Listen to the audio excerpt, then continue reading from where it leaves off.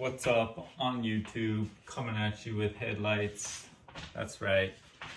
On that side of the road, I'm talking high beams, low beams, auxiliary beams. This is a really awesome topic for me and my discovery. I'd like to just share with you real quick a few things that have been in conversation.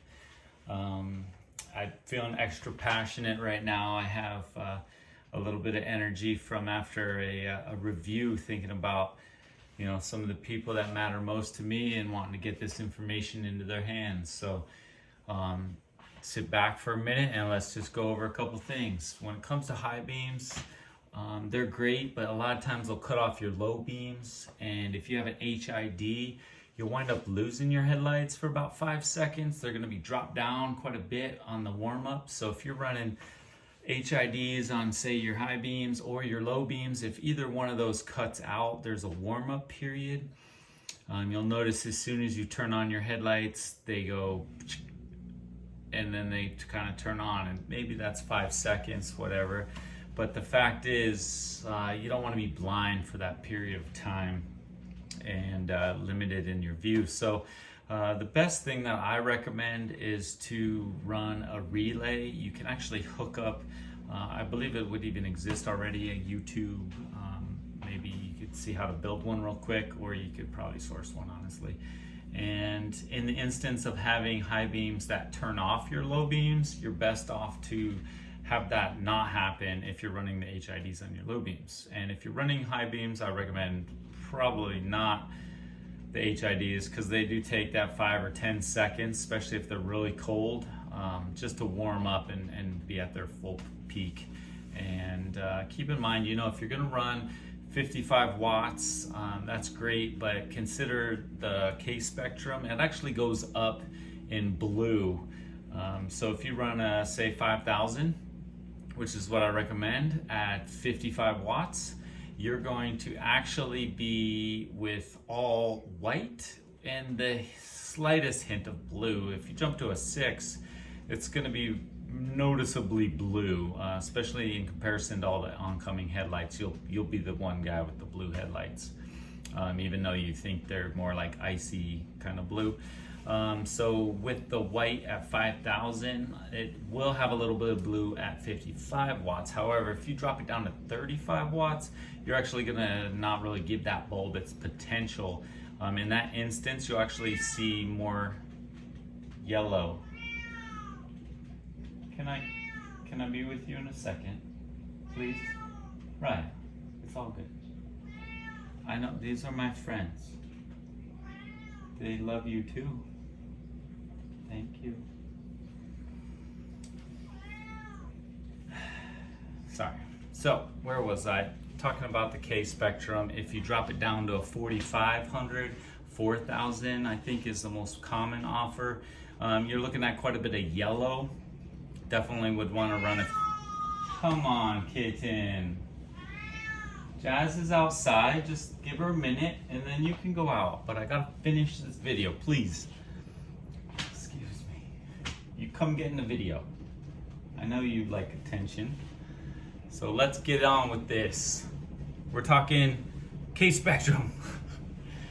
5,000 is awesome. If you're rocking a 35 watt, you're gonna notice your 5,000 isn't quite as icy and white. It's not gonna have any of the real blue. It will almost look more towards a 47 or 4,500 K spectrum. So I highly recommend a 555. However, stock headlights usually don't always have a projector in them. So if you don't have that little round eyeball looking thing inside your headlights, you're gonna actually wind up casting a huge ray of light everywhere. And projectors are great because you can really dial in and have a clean cutoff.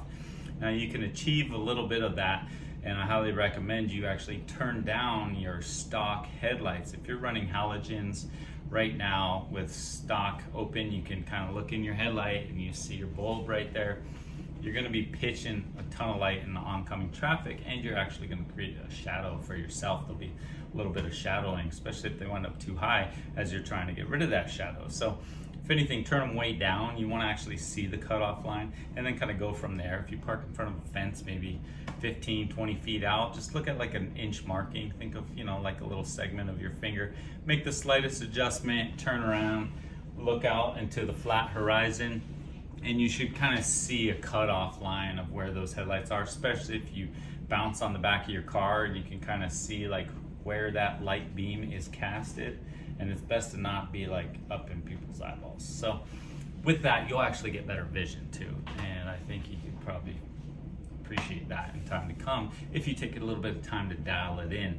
Unless you have the expert equipment or a professional that does it for you, which even then I would still highly recommend figuring out what tools are necessary and how to properly go about making a minor adjustment, which would give you the ability to have your car perform at its best, which, considering, you know, you might have a 30-gallon gas tank, you might want to fill up before you do this, or at least consider your normal load that you're carrying.